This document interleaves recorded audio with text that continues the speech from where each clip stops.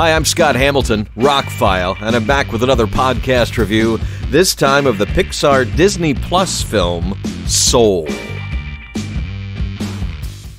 I'm a huge fan of Pixar. When they started making movies, they found that sweet spot that so many family films can't find. It was good for adults, it was good for kids. And they continue to do so. I would say their only real stumble was Cars 2, which is a fine, fluffy movie, but it's not up to the par of all the other Pixar movies. And some of their recent ones, Inside Out, that was another one I thought would be over the heads of kids, but there was enough kid stuff in it that they were thrilled, but adults loved that movie. Then there were some other movies that, well, okay. But I'm a huge fan. I own every Pixar movie, well, except for Cars 2. And I do think I have a Blu-ray copy of that somewhere. But anyway, so I heard about Soul coming out, and I was just like, wow, that, dealing with the afterlife and souls and then putting it in jazz, which is not exactly the most popular form of music in 2021 or 2020 when this was coming out.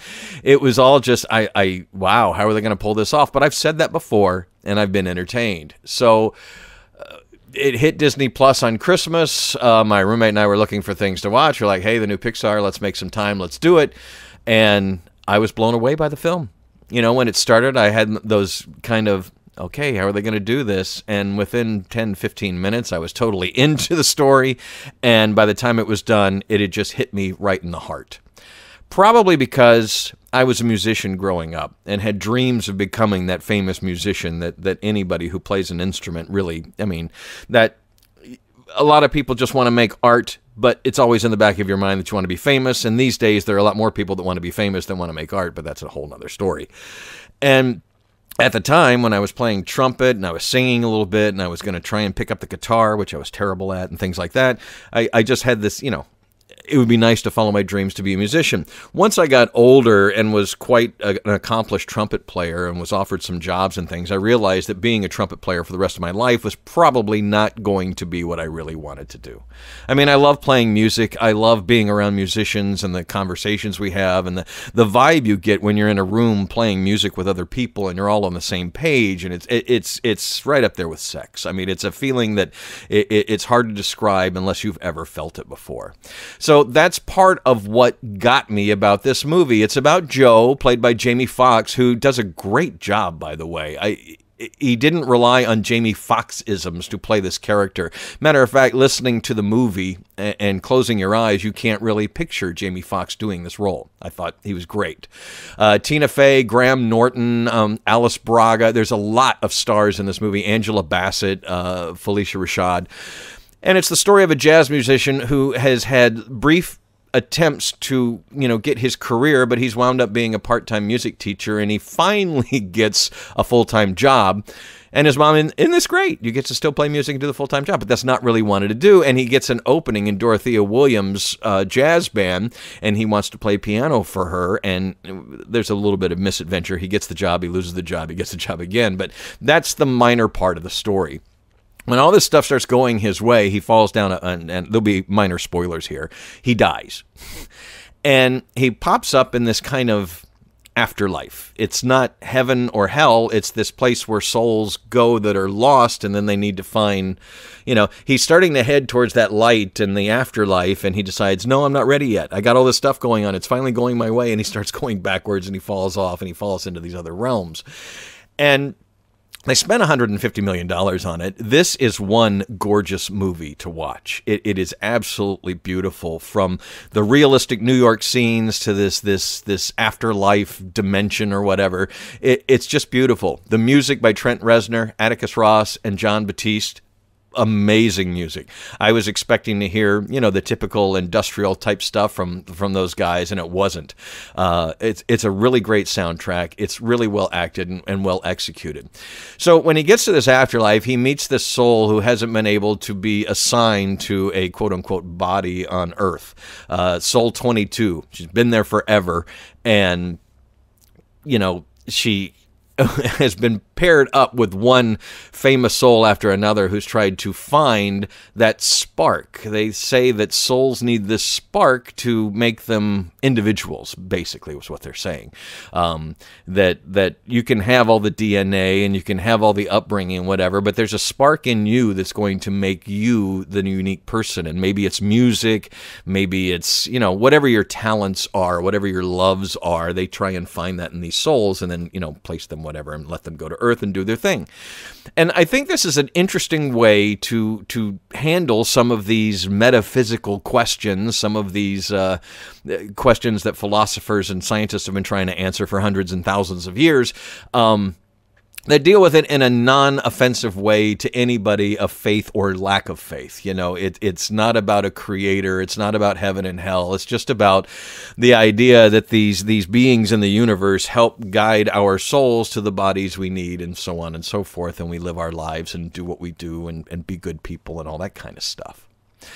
So throughout the course of the adventure, Joe learns about himself, and by the end of the movie, he realizes that, his spark wasn't necessarily music, but it was to help others, especially the Soul 22 and others. And turns out he's helped a lot of others with music and that kind of thing. And I just love what a positive aspect this movie spins on everything about life, that even some of the bad stuff, the bumps in the road that happen in your life, are important. And we need to accentuate the positive and deal with the negative and continue moving forward and continue just loving every little thing that happens in your life that can be inspirational, or just, enjoy that ice cream cone, enjoy that good meal, enjoy that conversation. Don't always be looking for what you think your journey should end. Be in the moment, enjoy today, make today great. And guys, I got to tell you, that's how I've lived my life for decades. Yesterday is nothing that I can fix. It is done. It is over with. I did my best. I'm moving forward. But today and tomorrow, those are things I can work on. And I get up every morning, start of a new day, whatever the day holds for me, I'm going to do the best I can with it and make it the best day possible. Because to be perfectly honest with you, what has always been in the back of my mind is if I died tomorrow, would I be happy that I didn't do anything today? No. If I died tomorrow, I would be, that I laid around and did nothing today. That would bother me, that I wasted a day. So since I was, in my 20s, I have decided that every day I'm going to do as much in that day as I can do. And friends of mine ask me, don't you watch TV? Don't you just like to relax? And I'm like, I do. There's a couple hours at night where I usually make time for a movie or a couple albums or a video game or whatever. But for the most part, I try and do constructive stuff during the day. I have businesses and projects that I work on, podcasts and whatnot. I want to produce and create. That makes me happy. And so the philosophy of this movie, who says basically live and appreciate every moment of your life, is my philosophy. And so this movie hit me like a sledgehammer. I didn't cry at the end like I do at some Pixar movies. I didn't find it sad. I thought it was exactly what I wanted it to be. That's how I try and live my life. So what's interesting about this movie, it's the first one to get a Disney Plus original label, because it was originally supposed to get a theatrical release in 2020, and with COVID, it just couldn't, and I don't know if they should have held on to it. I understand they have other movies coming out, so it's not all these movie studios have movies in the can and more movies coming. So it's not like they can just hold back all of their films and not release them until theaters open back up, or people start going to the theater. So it was an interesting choice for Disney Plus to take this movie and not give it a theatrical release, except in countries where the streaming service is not available. And so far, it's only made about $32 million on a $150 million budget, but in the long run, it'll eventually get released on home video, and that will probably make a lot of its money back. And bringing more people to Disney Plus is obviously a good thing, and for the long term for Disney. But going back to the movie, I just thought, this is one of those Pixar movies, and there's been a few that I've approached going, I hope this is good. I wasn't excited to see it, but it's Pixar, and I do love all their movies. And so I don't know why I feel that way sometimes. But seeing the trailers just didn't inspire me. And to be honest, I don't think Tina Fey, I mean, she does a great job in the film. Matter of fact, doesn't really sound like Tina Fey either. I just don't need to hear her as every animated voice these days. She's in a lot of animated movies now, and it's like, okay, we get it. You're a voice actress too. Great. I think sometimes, they pick big stars so they can put them on the poster, but sometimes maybe they're not the best person for the role. But again, I thought Tina did a great job. It's hard to play that kind of character without coming off like a total jerk. And she is a bit of a whiny jerk, but she learns and she grows, and there's a good character arc for her character too. And these things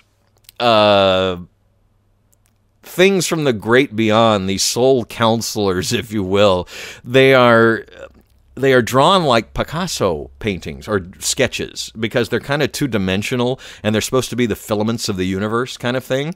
And I love that because it kind of ties into the whole quantum theory of string theory that, there are things that vibrate in atoms that give them what, the building blocks and the rule books and the map by which they need to be, why certain atoms make a desk or a chair or a microphone or whatever.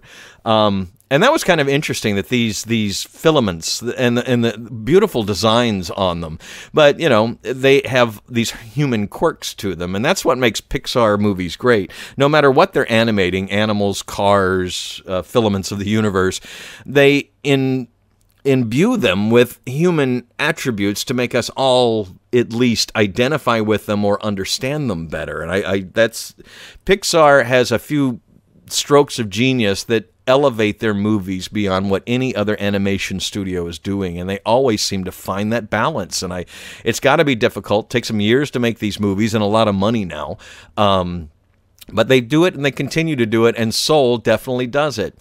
Look, it's under 100 minutes. If you take out the credits at the end, it's about a 90-minute movie, so it's certainly not long. It is extremely well animated and acted. Even if you're not a musician, even if you're not a believer in an afterlife, and even if you're not a believer in filaments that can kind of guide our souls to our bodies, it is still a wonderful movie that at the end gives you, at least most people, what they need. We need to appreciate and live in the moment and appreciate every moment because we don't know how many we get, and that could all come to an end later, and so I tell you, my friends, watch the movie or just live your lives. Enjoy every moment. Don't get caught up in silly conversations and things that waste your time. Try and do what you want to do with whatever free time you have. Follow your passions, that kind of thing. Appreciate everything that happens in your life because one day you're not going to have that life to appreciate. And who knows what happens after this. Hopefully we all go to a wonderful place and can look back and, hey, I learned so much and now I'm in this, new whatever. But again, we're just talking about a Pixar movie that most people would take as a kid's movie, and I've always thought Pixar movies are much more than that. Really enjoyed Soul. It will be one I pick up on 4K Blu-ray because it'll be one that I watch again. Like I said, it all came together like a good Pixar movie does, and this is one of their best in a while. It's right up there with Inside Out, if not even better. I'd have to watch it at least another time or two to totally make that decision, but based on my memories of Inside Out, I like this as much, if not better. So check out Soul. It's really good. Really, really good. I'm Scott Hamilton. I'm ROCKFILE. The ROCKFILE is my website. Please check it out. Subscribe, like, share. Really appreciate it. Got a stack of more podcasts coming your way, so thanks for listening.